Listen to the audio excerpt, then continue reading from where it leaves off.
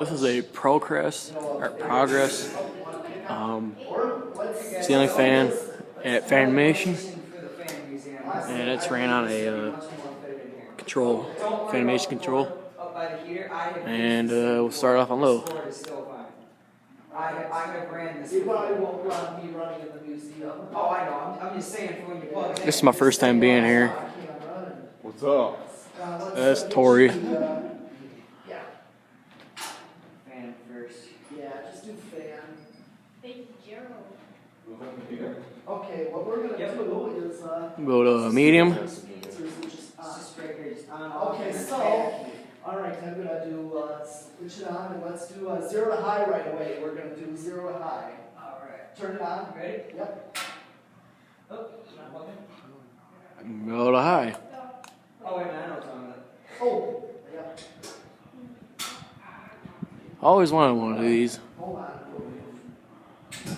Found these quite interesting. 1.12. And we'll go to off. Yep, this is drawing 1.6. I added on an ammeter.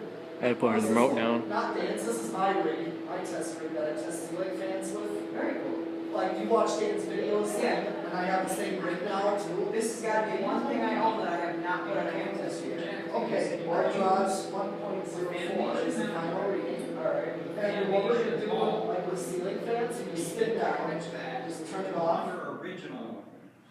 And, because we always want to show spin down. Yeah, and this like you did with the Emerson Wonder fan. Right.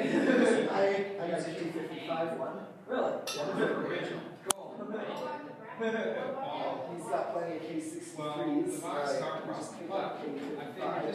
Okay, now what we're going to do, I'm going to show you Alright, I think I'm going to cut the video short because I think it's going to be a little while for this turns off. So, yeah, and until next time. like a